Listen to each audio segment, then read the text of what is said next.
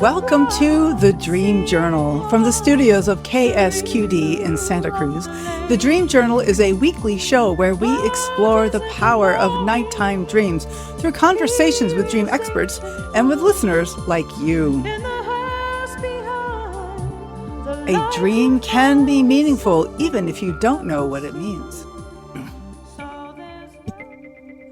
Please note that today is a special pre-recorded interview, so we will not be taking callers this week. So be sure to tune in next week with your dreams to share in your questions. But I hope you enjoy this very special episode because today we are talking with Lucid Dream pioneer, Dr. Clare Johnson. We'll talk about how dreams support physical healing and what she calls the joy factor. So Clare, let's go right to you. Let's what about the joy factor? Tell me what that's all about. Right. Yeah. Well, thank you for having me on your show, Katherine. It's lovely to have another conversation with you. And the joy factor. Yeah, this is something very special and very important in my life as a dreamer.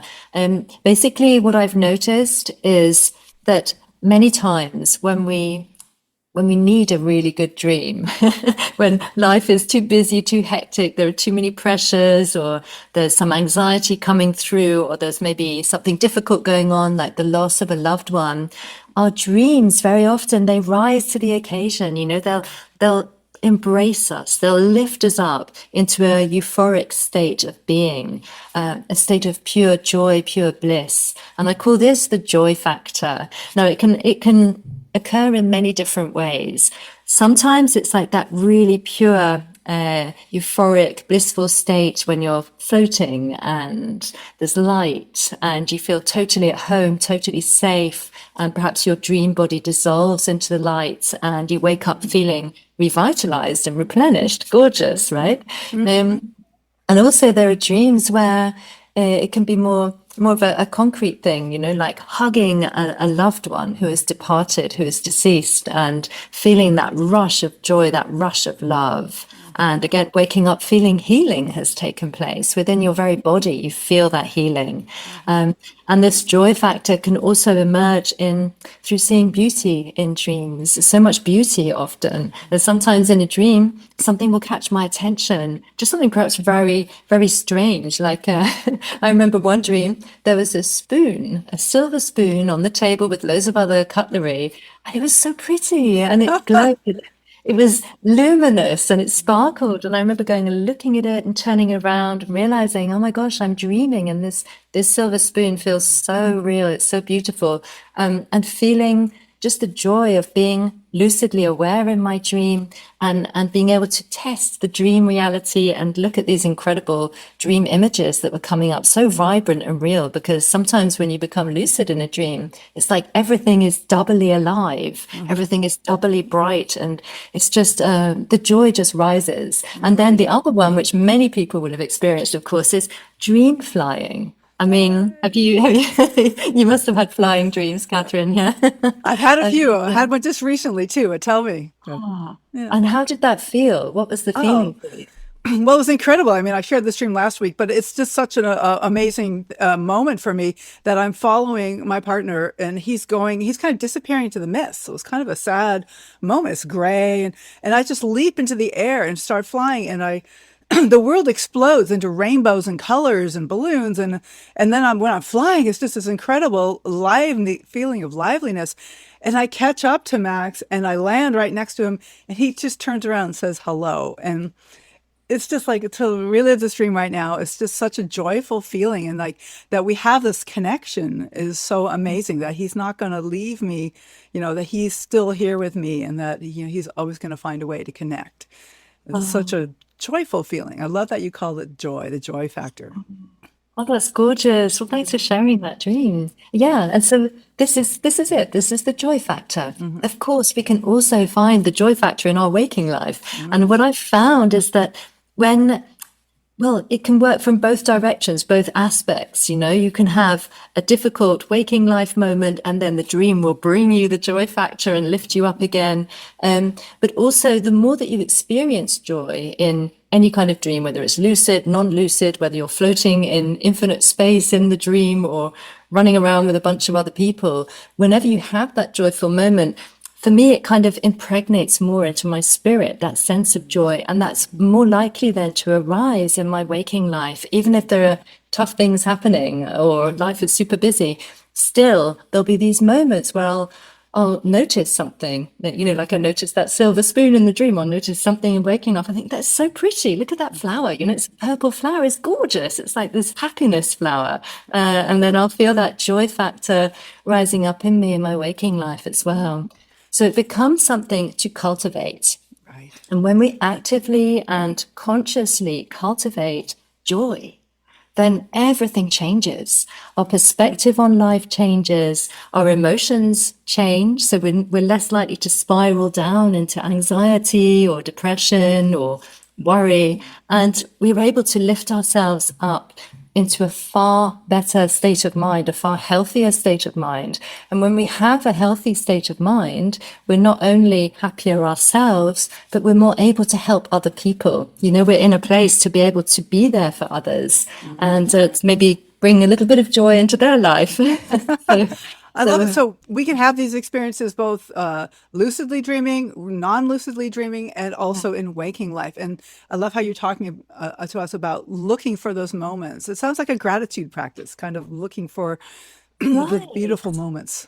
Yeah, right. It is, I guess, in a way. It's like it's sort of bringing it consciously into your life, bringing that joy into your life. And I think humans are designed to experience giant bursts of joy. And, we run the full the full spectrum of emotions, right? We can feel things so deeply, can feel deep grief or deep disappointment or deep hurt. But we also have the ability to experience these joyful states or bliss or pure happiness, laughter. And it's wonderful to actually have the full range of experiences. But yeah, some experiences are much harder than others, of course, and we don't want to spend our lives bogged down in depression and anxiety. So it's really great to be able to tap into the joy that we have within us and the beauty that's all around us in the world and in our dreams to help us through life, really. Because dreams really do help us with our mental health and our balancing our emotions. One of my early dream experiences of actually really working deeply with a dream was a dream where I felt really connected and seen and loved by another person. And when I woke up, I had been so unhappy in waking life that I was angry. I'm like, why did this dream come to tell me about joy when I'm so unhappy? But there was something about that I have the capacity for this joy that kind of, whoa, I actually can feel this. So even in the moment of the waking life, I was so unhappy. The dream helped me recognize that I have this capacity. And so I'd love to have you talk a little bit more about how dreams help us with our mental health and help us with our emotions. Yeah. So, I mean, dreams and sleep, their natural function really is to help us, to heal us on every level of being. I mean, if you look at what happens in sleep every night, whether or not we remember our dreams, it's actually not even relevant to the actual process, because whether we remember them or not, we are undergoing a healing process every single night, as long as we get quality sleep, right? So when we sleep, we've got all these unconscious bodily processes which are taking place, these healing processes which are governed by the autonomic nervous system, like which takes control of the endocrine system or the circulation. So we're experiencing cellular repair during sleep, immune system replenishing, and it's just such a healing state of being. So all of that's happening anyway. And then when you look at dreams and consider the fact that they're there to help us with emotional processing, so that it means that because what happens really is when we have a difficult situation, the tendency of many people is to ruminate negatively on that situation. And start, they have these scenarios in their head and, oh, I should have said this or I should have done that. Or if he does that again, I'm going to do this. And it start getting really, really wound up and psyched up and furious. And it's just not helpful, basically, at all. So the function of dreams is what they often do is amplify those emotions. So that we'll have like dreams. that. So perhaps in a dream, if we're angry with a guy at work, perhaps in the dream we'll have a physical fight with him or shout into his face or something. It's really exaggerated. The anger will really come out, and we'll wake up thinking, "Oh my goodness, I really do feel very upset with what's happening with that guy at work." But the reason for all this is to actually let those emotions run through us, pass through us, and basically allow them to come out, allow them to arise and be expressed. Part of the function is also to let us know how we really feel about something. Mm-hmm. Yeah. So I mean, sometimes we'll be like, I'm handling work really well, and I don't care if that guy's annoying. I'm really in charge of everything. And then a dream like that will show us, oh no, actually you're not, because there's a lot of anger there.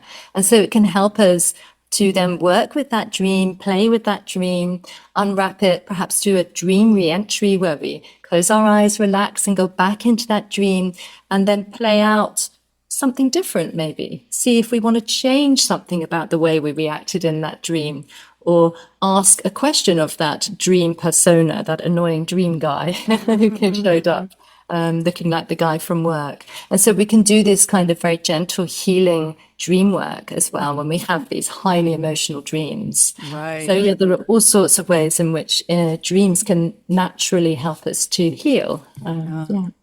Okay, and it's interesting that so often, we get triggered by things and people in life when we have an issue about that situation, and so it's even independent of that interaction. And so there's a way that we can even use our waking life situations. Like sometimes I overreact to something. I'm like, what is all that? And then later I go, wait a minute, that was not that big a deal. And so I can go back and say, well, something triggered me there. And so it's like you're talking about lucid, non-lucid, and waking life situations, and same with the emotional reactions in waking life as well. Exactly. Yeah, and sometimes it's really helpful to look at a waking life situation as if it were a dream. If this were a dream situation, what would it symbolize? What would be the message for me? Just kind of to play like that with the waking life situation. So dream work always comes in handy, I think. Dream work is life work, right? Yeah, it really is.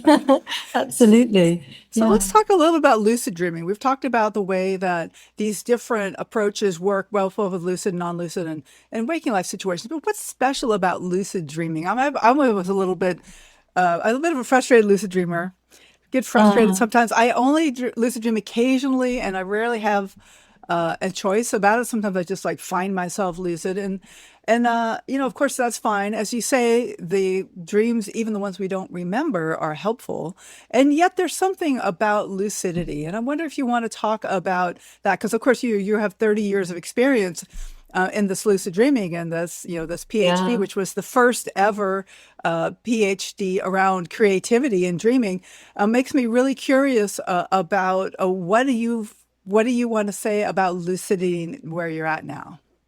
Yeah. So basically, when you become lucid in a dream, as long as the dream is stable, so you can stabilize the lucid dream, which means you calm down, look around, perhaps engage with the dream, remind yourself that this is a dream, just until everything is stable and you have a nice, clear, stable awareness. Once you have that stable awareness, you're then able to take active steps towards healing yourself, if you would like to, since we're on the topic of healing at the moment. So, because a lucid dream, well, all dreams actually are thought responsive environments, which means that anything we think or any emotion we feel, any intention we have instantaneously manifests in the dream as a general rule, right? So it's like this conversation with the deepest part of ourselves. It's so wonderful. And I'm sorry, what did you call it? Thought thought what? responsive. Thought responsive. Not environment. Okay, responsive environment. interesting. Yeah, Okay, that's yeah. right. Yeah, and this, in fact, this teaches us about the power of thoughts, and we can take this into waking life as well, and consider the way that our thoughts shape our own reality and shape the way that we have relationships with other people, shape everything about our experiences. But back to the lucid dream, you become lucid in your dream. You're in a thought responsive environment. And let's say you have something in your body that you need to heal, you want to heal something. Like a physical You can, ailment. yeah. Yeah. So you can then use the power of intent to actually direct healing to that part of your body. I can give some examples. I've got loads of examples in the complete book of Lucid Dreaming where I went deeply into this. I'll give a couple of examples from there.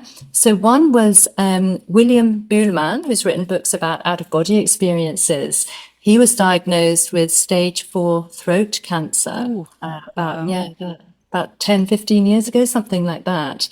And he had the operation. He had some sort of operation to help him out with that, but he had to heal his body afterwards. I mean, imagine you can't speak, and it must be very, very painful. And he would find himself in a cube of light, like white light, a white light cube. And he would be floating in there in these lucid dreams or out of body experiences. And he would feel himself being healed in that state. So that's one example. And he did heal, thank goodness. He came back and he was fine. He made a speedy recovery after his surgery. And there are dreams where you can, for example, Dr. Beverly Durso, she had a uterine cyst and a mass. And the doctor said, come back in 10 days for another scan, but he was a bit, worried about it. And she became lucid in a dream and wanted to heal herself. And these spaceships appeared in the sky and they started zapping energy down onto her. Wow. And it felt like a kind of heat going into her body. And her son was in the dream with her and he was a bit scared. And she said, no, don't be scared. They came to heal me. And indeed, when she woke up that day, she went back to the doctor, had another scan, and there was nothing. Everything was completely normal, no cyst, no mass. And she felt that that lucid dream had activated something within her body to help her to heal. So there are all sorts of examples. And of course, it's anecdotal. We don't know exactly if it was really the lucid dream or if it was some other aspect that actually made things change within the body.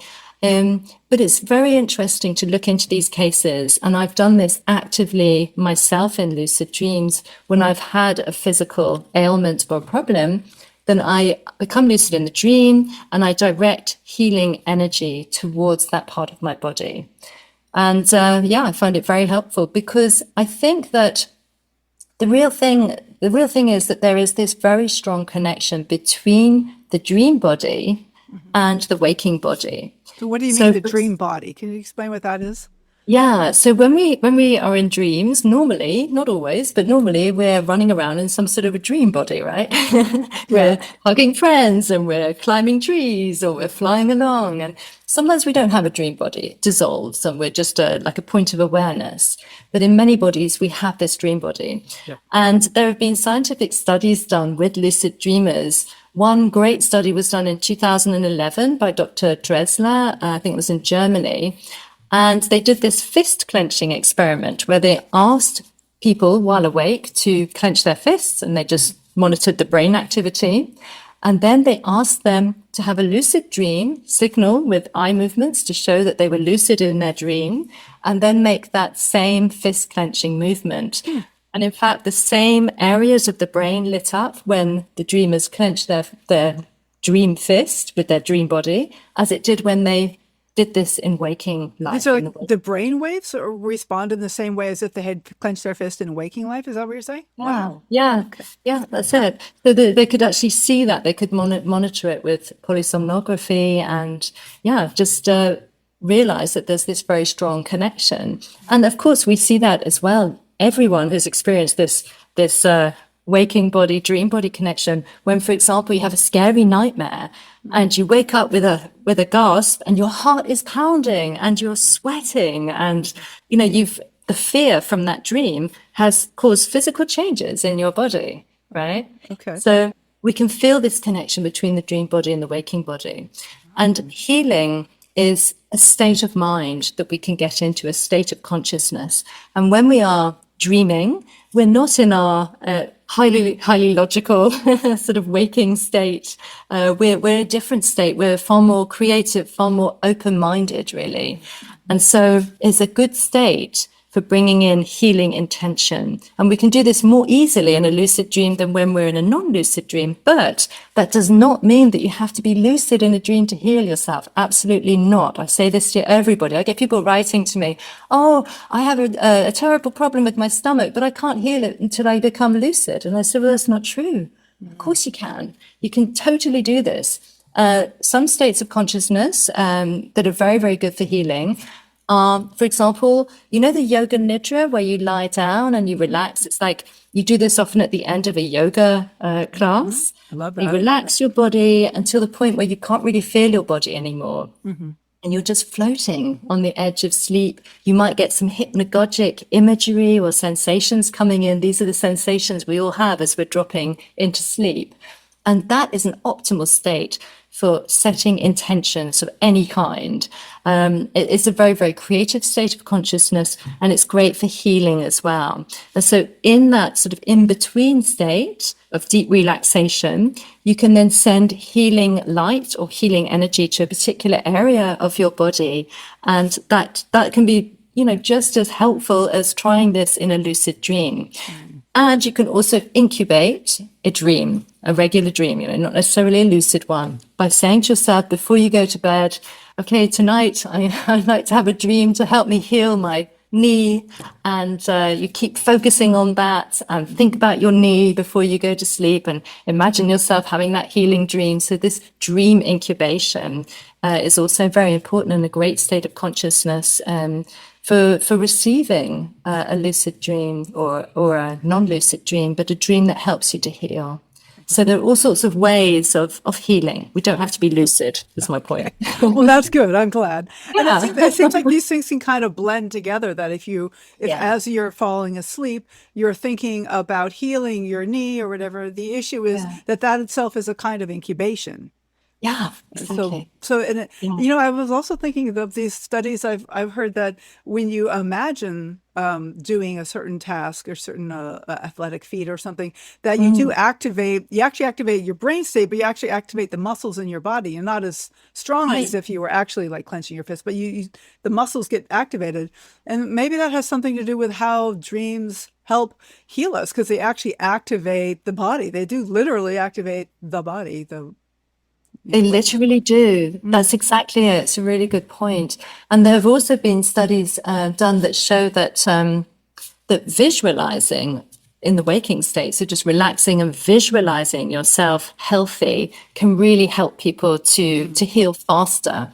And this was a study that was done with I think 500 kids, and they all had different issues, and basically half of them were taught to visualize and to imagine themselves healing and see themselves in perfect health. And the other half weren't talked to about that at all. And the ones who had done the visualization had, I think it was something like 35% faster healing rate. Wow. It was, that was really impressive. I can't remember which book it is in. It might be an Elixir of Sleep or Dream Therapy or something, but I've reported it in one or two of the books. Right. And I find this fascinating. I think that our minds are way more powerful than most of us believe.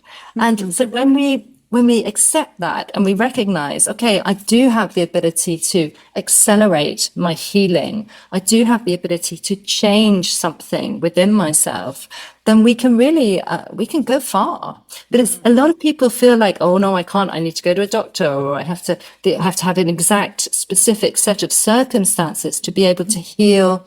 And it's more rigid. Now, I do believe in going to the doctor, sure, go to the doctor, find out and get whatever help you can. But it's good as well not to give away all of the power and just be passive and be like, oh, well, I better I'll take these pills and that's all I can do. Actually, there's more that we can do when we're ill. There is more that we can do. We can tap into our inner reserves of healing. We can look to our dreams. We can even this is what I'm saying as well about the joy factor. When we bring more joy into our lives, that joy state is very, very much linked with healing. It's because it's one of the highest states of consciousness. Right. You know, it's a state where anything is possible. Absolutely. And it also makes me think this is another reason to not put up with nightmares. Like when you have repetitive nightmares that people are like, oh, that's just normal. I don't care. I'm just going to ignore that. And yet that's affecting our physical body as well. So, and of course, for people with PTSD and trauma, it's very, very intense. And but even with like idiopathic nightmares that just come and go, like I'm prone to nightmares fairly frequently. They come and go. Sometimes I have more and less. And I think there's always something valuable there, but don't put up with nightmares because they're affecting your body, and there's ways to heal nightmares. Yeah, exactly. That's really, really valid point. I mean, it sounds to me, Catherine, like you appreciate your nightmares in a way, even if they're probably a bit, obviously horrible sometimes. I do. And Yeah. I must say, I appreciate them more in retrospect than in the moment. Like when I wake up, I'm like, what was that? But then I'm like, okay, wait, Yeah. there's something gift here. There's something valuable here. Yeah. And there's some information here. And there's some, like you said, like the idea of like yelling at a coworker and then, I didn't realize I was so angry. Like it helps bring things to awareness. And so I have learned to trust them. And so I definitely find them valuable. And I would love to minimize them. I know. I mean, I still have so many people who come to me asking about nightmares. You probably know this book, don't you? The Art of Transforming Nightmares. Love that book. Yes. No, that's got tons of techniques. And one of the most important techniques in there that I came up with from years of working with people is the lucid imaging nightmare solution. Ooh. And that's when you've had a nightmare, you wake up and first of all, you calm your body. You go and get a drink of water or just make sure you feel okay. And then once you're back in bed, if you feel safe to do so, if you feel happy to do so, you can re-enter the nightmare. But knowing that you are in control now, that you're lying in bed, you're just relaxing, and you go in there basically knowing that you can fast forward the nightmare or rewind it. It's like you have the control. You can pause it. And what I say to people is go back to the tipping point, which is the moment when the dream got so anxious or frightening that it turned into a nightmare. Like the moment when suddenly the horrible man leaps out of the shadows, But sometimes they don't have a tipping point that you can identify. So just go back to the beginning or go back to any point in the nightmare where you want to go. And then you press play. And you relive the nightmare, but as if it's a lucid dream, as if you are aware and you know that you can call for help, you can call for strong allies, or you can obtain information from the nightmare figure. Why are you chasing me? Or why are you trying to make me feel scared? See if an answer comes, because since you've had this nightmare very recently, because normally I suggest people do this once they've woken up from it, you're still kind of in that dreamy state of consciousness, and you can get some real information from the people or the animals who were in that particular nightmare. And you can change something in that scenario if you want.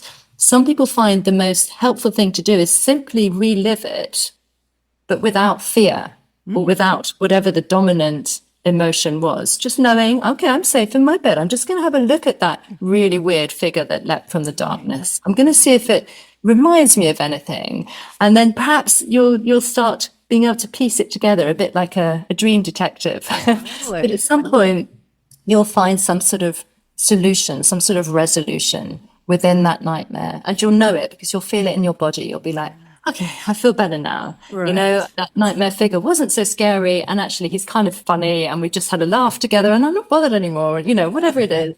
And then this is just a way of working with the nightmare very quickly, straight after it's happened. And I've tried it as well with my daughter. When she was younger, I would just sit with her in the night and talk her through this. And honestly, the most scary nightmare, within about 5 or 6 minutes, it was nothing important for her anymore. It was okay. She'd understood it. She'd taken something from it. And then she went peacefully back to sleep. I love that. So, Yeah. So It could, working it with it could, right away, like in the yeah. moment, like as soon as you wake up, If and you, not yeah, wait if you want. Like I like glad you have if you feel safe. that Yeah. level of consent in there is very important.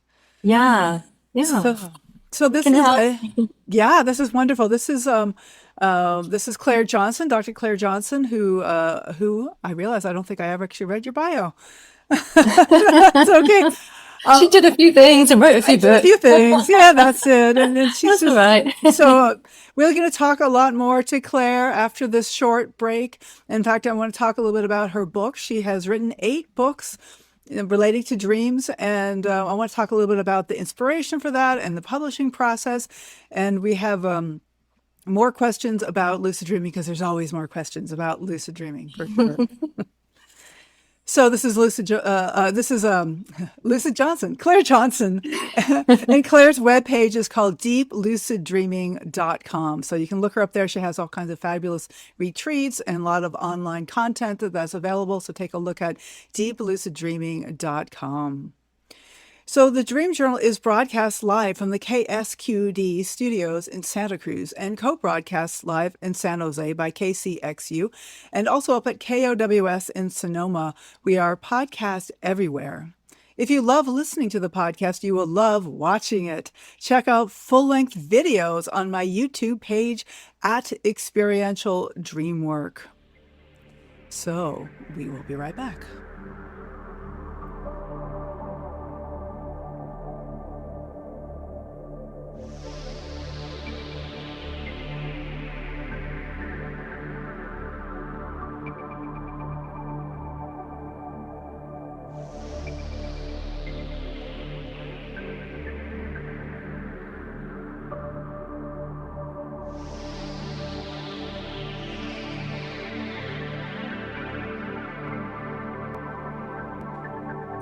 I want to let listeners know that this is a pre-recorded show, so I'm sorry no call-ins this week, but you can call back in next week, and I hope you keep listening to the Dream Journal. This is the Dream Journal, and my name is Katherine Bell of Experiential Dreamwork. And I'd like to let you know people all over the world are interested in their dreams. If you would like to help us nudge that algorithm to help spread interest in dreaming, please subscribe to the Dream Journal on your favorite podcast app. And thank you all for your generous ratings and reviews. And thanks so much for sharing episodes on your social media.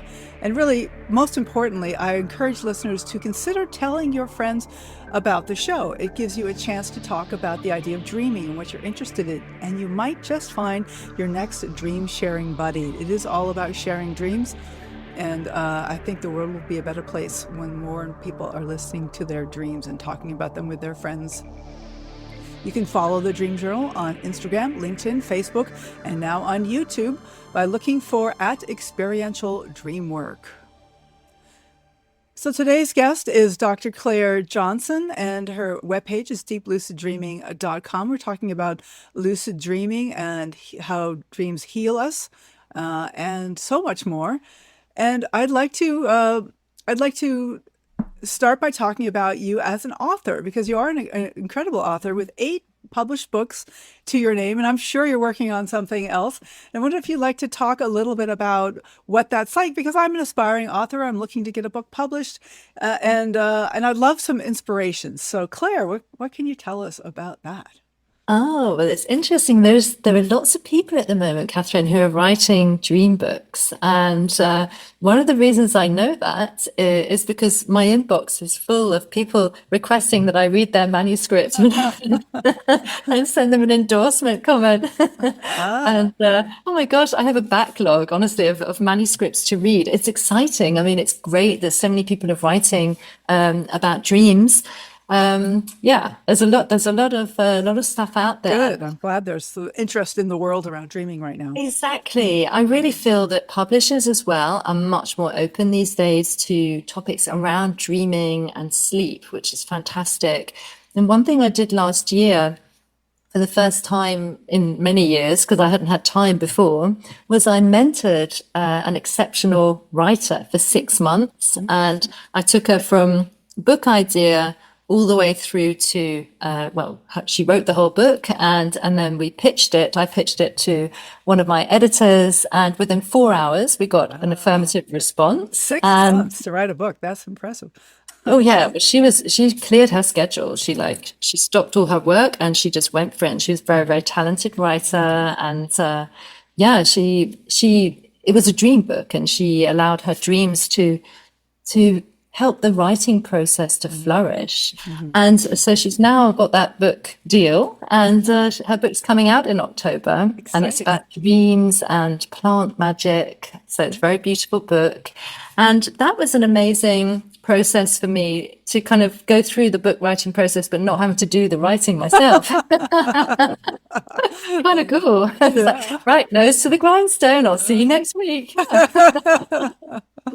Yeah, because writing, oh my gosh, I mean, it's not such a breeze, right? It's something that if you're doing authentic writing, like I'm not talking about asking AI to help you or whatever. I'm saying like authentic writing, like pull it out from your soul, pull that writing out from your dreams and touch something totally real within yourself and bring that out. It's not that easy. And nor is it easy to research, to spend loads of time researching your topics or gathering dreams from loads of other people around the globe.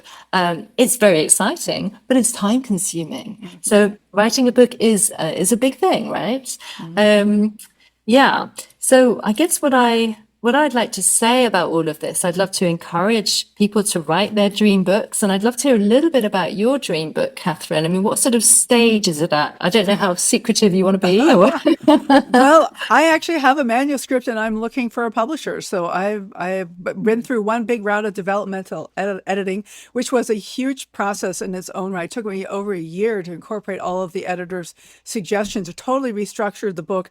I had a whole series of nightmares about the editing process, because it's like taking my tender words and ripping and slashing but pasting them back together beautifully, and like really I'm so much more happy with the book now, but it was a very intense process. And so Yeah. I'm ready. I'm ready for a publisher. That's amazing. I totally get that. I've written books before where, especially this was the hardest one, The Art of Transforming Nightmares, because everyone sent me loads of nightmares. I'm sure. I was like drowning in nightmares. And literally, I would get up from my desk here and I'd put the music on loud and I would just dance and dance and dance until like everything was out of me. And then I'd be like, okay, I'm going to carry on writing my nightmare book, sit back down again and write. So I totally get, the nightmare element of the book writing. And yes, having the editorial input can be painful. It's like you're wearing like these really old, comfortable clothes that you absolutely love. And someone's like, take all those off. They don't work anymore. You're going to have to put them back together. You can use the same material, but you have to sew it back together in different ways. And you're going, oh no. Right. But then you have this lovely new outfit on and you're like, oh, actually, this is way better. Way better, because we get in our habits. We wear the same clothes till the buttons fall off. And yet, it's so comfy, but the new stuff is so much better. If you find an editor that you really trust, that is gold. I mean, that was big for me to actually find an editor and she's been helping me with my proposal letter and everything, because that's so important. Yeah, you have to I was write. about to say, tell us about the proposal. Yeah, you've got to have a pitch. People talk about the elevator pitch. You've got to be able to say, in under 60 seconds, you've got to be able to tell people or tell a potential editor what the content and the reason of your book is. What's this about, and who's it going to help, or why would we want to read it? And that's got to be very, very brief, because editors don't have that much time, but they will recognize an original concept like that. They'll get it. They'll be like, okay. And then, once you've got your foot through the door with that, you can share a longer proposal, or, like a one-page proposal or something. And then I think it's very important as well these days. They want you to know your audience, Who is this actually for? And I know it's all very lovely to say to yourself, well, I'm writing this book for myself, and that's fine. But when it gets to publication time, if you really want to attract a high quality publisher, then you need to actually know who this book is going to help. And that is also why a lot of writers have to change the structure of what they've written, because they've gone into their own mind and they've gone into a convoluted process. But in fact, we want clarity as well, and we want something useful. We want something where the reader can engage with it and be like, oh wow, that could help me in my life, you know. So we have to make the book more reader centric. Right. So there are all sorts of things like that. It's just really, it's really exciting to write a book and then be ready, start getting ready to birth it, you know, to go through that publishing process. But it is important to have that clarity of knowing, you know, who the book is going to help, how is it going to help them, and why is this book like no other book on the market? Because they don't want one that's like all the other books on the market. They want one that only you can write. You know, it's got to come from you, something like a fusion of your own unique creativity. Right. Well, I made the decision to only quote my own dreams in my book. And so it's really very personal book that way. And I have 120 dreams in there of my own dreams and what they meant to me. And I use that to explain the different ways that I work with dreams and how they help me heal. Like I'll go through a whole series of dreams. Like we had a big fire out here, wildfire in 2020, which is right before I started writing the book. And I had a whole series of dreams that helped me calm down after that because we were evacuated. The fire came within, like, you know, I see burned trees outside the window. If I lit the blind, it was right next to the house. And so I was really had a lot of trauma around that. And I had a whole series of dreams that helped me kind of come back down to earth around the fear of this fire. And so I shared like a whole series of dreams around that to show the way dreams naturally help us heal. And, you know, I talk about my own sexuality and how dreams have helped with that. And relationships, talk about spirituality, feelings, a lot about feelings, of course. Oh. But I decided not to quote other people's dreams. And yet I have a diversity of dreams, and yet very few lucid dreams, very few visitation dreams, because I just don't have that many of those kinds of dreams. But this is my experience, and I hope this inspires readers to have their own experience and to pay attention to That's what wonderful. they are doing. Wonderful. So that it really is a truly unique book. Yeah, Yeah. that sounds amazing. And you know, I like the idea of you know, how you have these series of dreams because dreams really do unfold, don't they? They And do. sometimes when we're really stumped with a dream, it's like, well, what am I supposed to do with this dream? I'm trying to do dream work. I'm trying to figure this thing out. I can't crack it, you know. Then we say to ourselves, okay, so maybe this is part of a series. And sure enough, 3 nights later, boom, we get part 2. Right, It's, right. it's as if the dream's saying, you're not ready yet for everything I have to tell you about this. So I'm just going to like give it to you every few days or once a week. And yeah, it's really great the way that there's so much wisdom in our dreams. Dreams know how the healing is. They know how long it takes to heal from the shock and the horror of nearly losing your home and Right. yeah, other situations like that. Yeah, yeah, exactly. And this interesting thing about recurring dreams is they're often a very different venue. It may look very different, but sometimes the feeling is what's are in common between the dreams. Exactly. So the feeling Yeah. is what's evolving. So you might say, oh, I'm being chased by a bear. How's that relating to, like, you know, finding a well? But there's some feeling that has in common. Like I'm running away from the bear, but maybe I'm running toward the well. Like maybe there's something that I'm bringing up here that the bear is chasing me toward. And so sometimes it helps. And I do this with my clients all the time.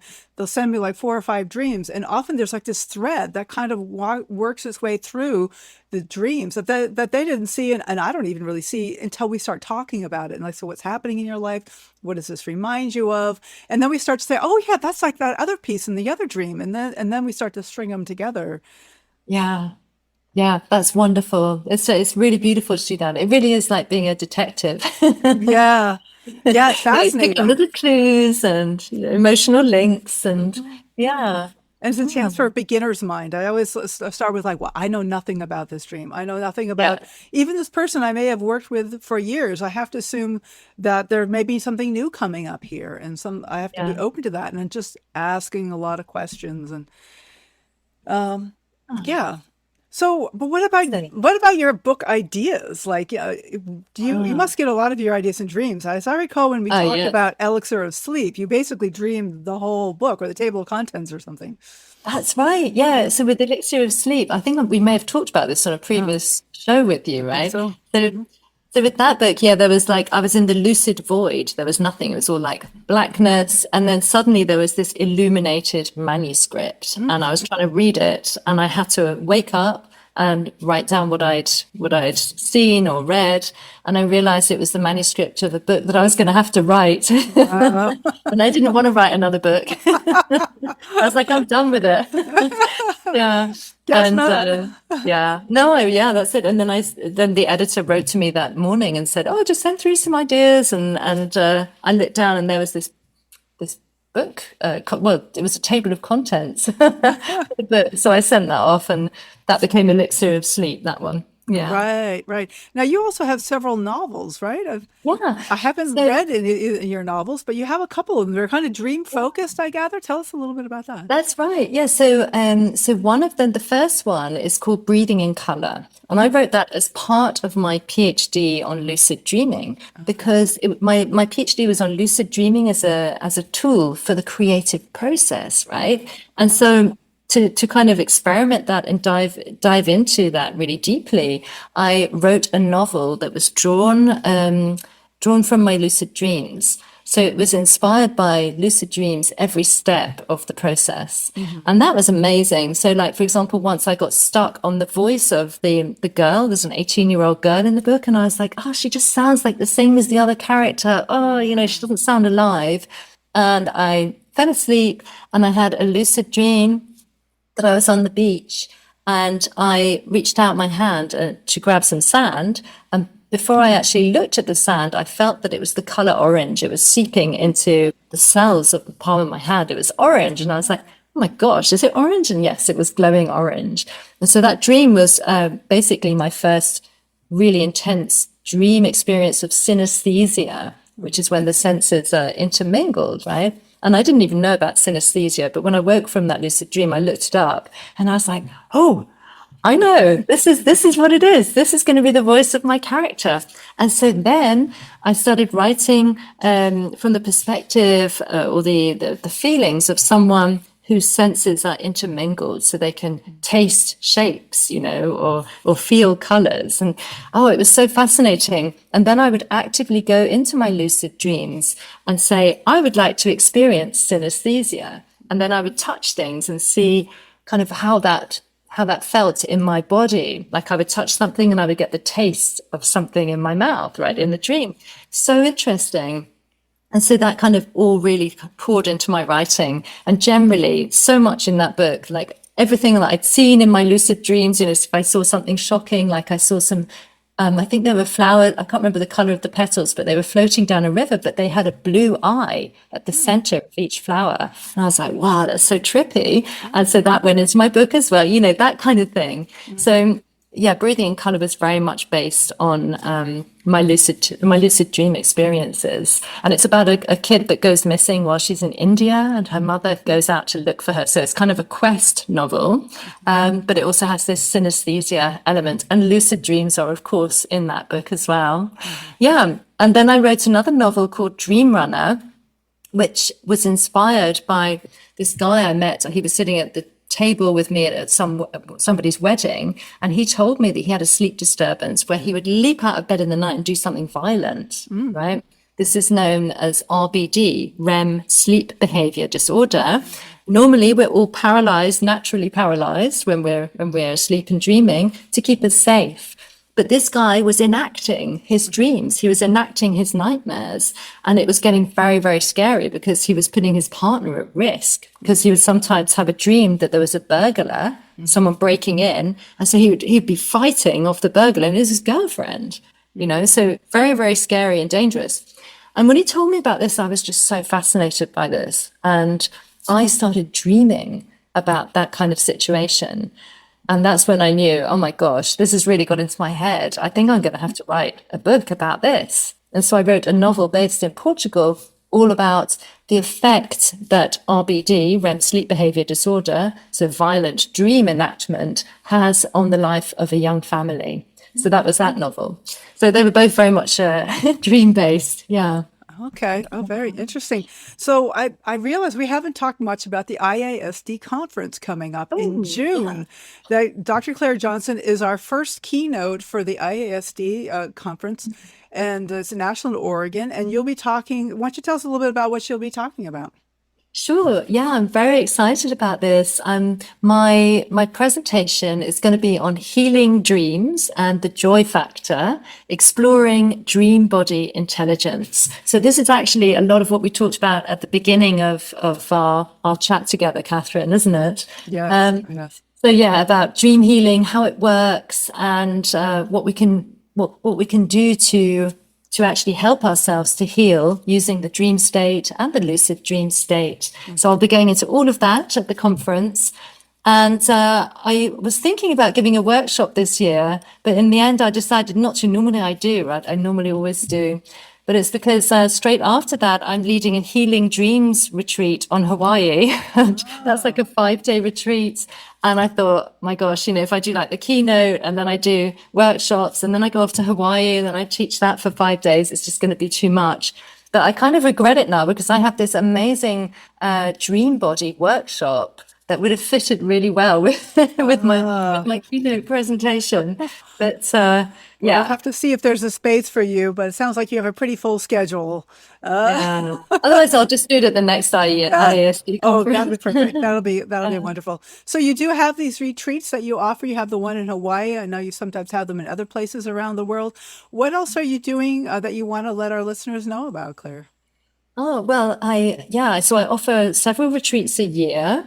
One is in Portugal this year. That one's already sold out though. And then there's the Hawaii one that's on the 20th to the 24th of June on the Big Island. And apart from that, actually what I'm doing now is writing another book, even though I decided again that I wasn't going to write a book.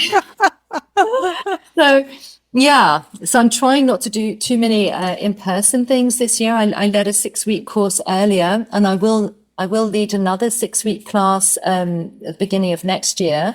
But what I always have that's ongoing is my video classes and guided lucid meditations. So I have guided meditations for like healing, also healing from grief. So kind of reconnecting with deceased loved ones.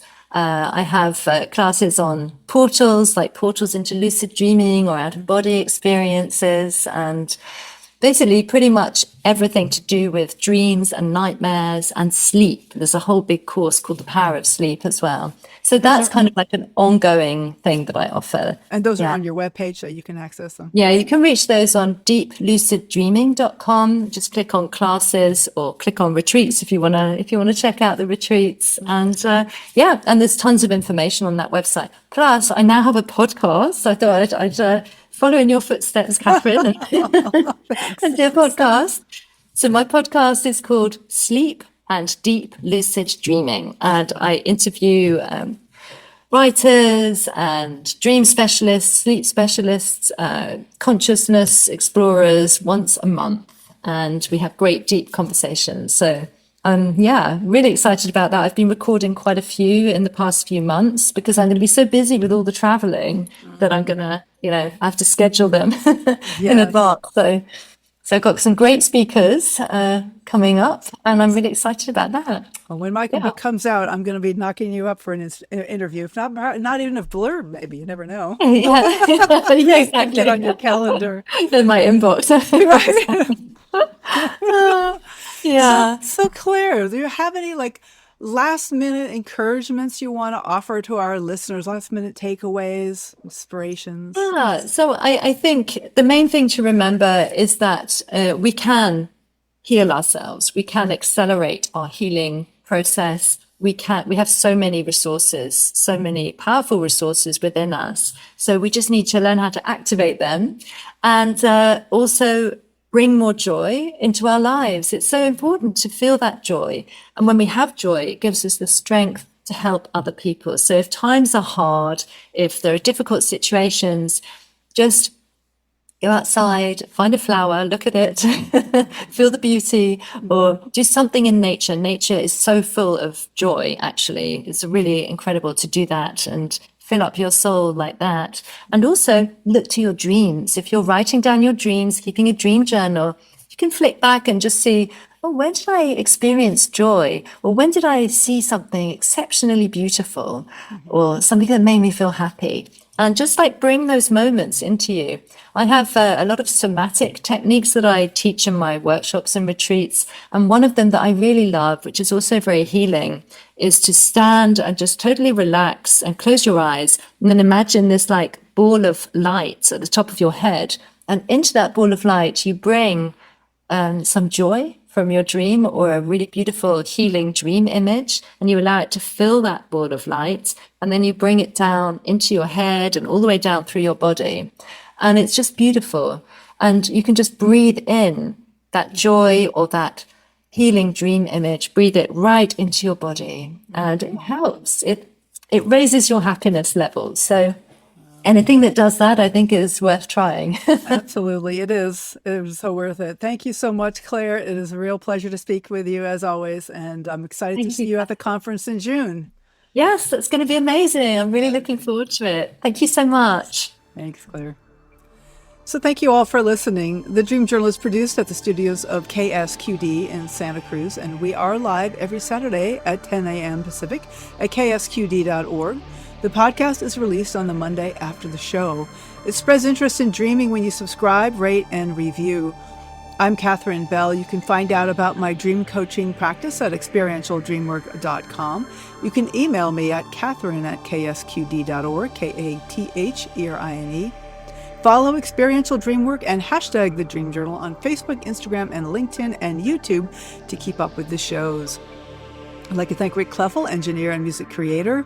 Audio editing by Suki Wessling. Intro and outro pieces are both by Mood Science.